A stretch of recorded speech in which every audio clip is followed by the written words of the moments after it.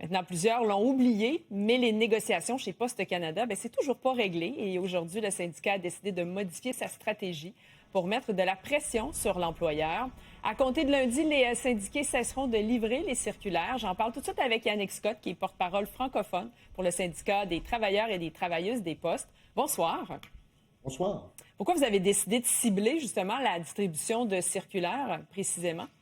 Bien, deux raisons. On veut bien sûr escalader nos moyens de pression parce que Post Canada n'est toujours pas à la table de négociation et ne nous a donné aucune indication d'un retour. Donc, on est rendu à monter un petit peu la pression. Et pourquoi qu'on a choisi l'arrêt de livraison de circulaires? C'est parce que c'est un sujet qui est en négociation, ou du moins c'est un des points là, qu'on a deux problématiques. Le paiement qui est insuffisant et aussi le côté santé-sécurité de la chose.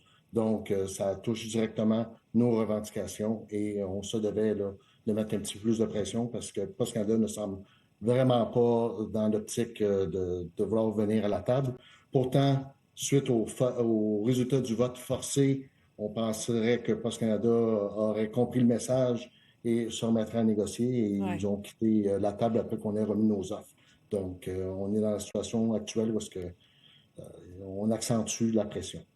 Et parce que c'est les circulaires, là, c'est ce que vous distribuez le plus, là, parce que si je regarde ma boîte aux lettres chaque semaine, c'est souvent plusieurs circulaires pour une ou deux lettres. Donc, c'est quand même une vache à lait importante pour Poste Canada. Bien, c'est un des produits principaux que Post Canada distribue. Il faut dire aussi, depuis les dernières réglementations municipales qui interdisent la livraison de circulaires, Post Canada a su tirer son épingle du jeu là, en devenant pratiquement le seul livreur.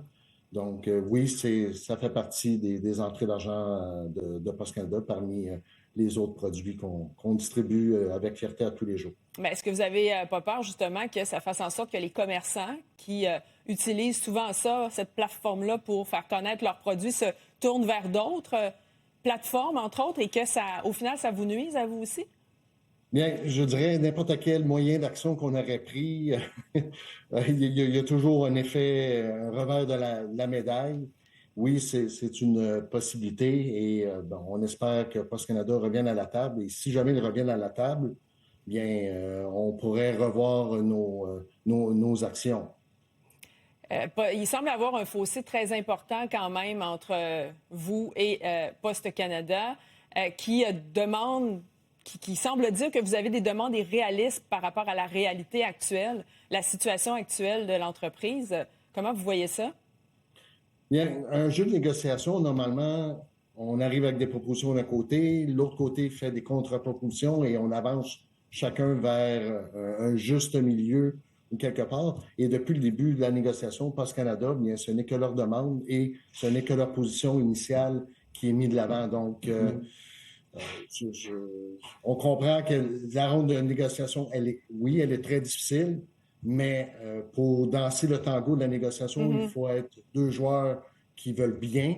Et malheureusement, on se trouve à danser pas mal tout seul. Et notre dernière offre que nous avions faite le 20 août dernier, bien, Post Canada ne nous a pas donné de réponse. Donc, on se trouve dans la situation où est-ce qu'on est tout seul à danser et bien, il faut que les choses bougent parce que dans notre optique, on aimerait avoir un nouveau contrat avant le temps des fêtes pour que, justement, la population canadienne, les travailleurs et aussi Post Canada puissent profiter de cette saison la plus payante. Merci beaucoup, Yannick Scott, d'avoir été avec nous. Vous êtes porte-parole francophone pour le syndicat des travailleurs et travailleuses des postes. Bonne soirée.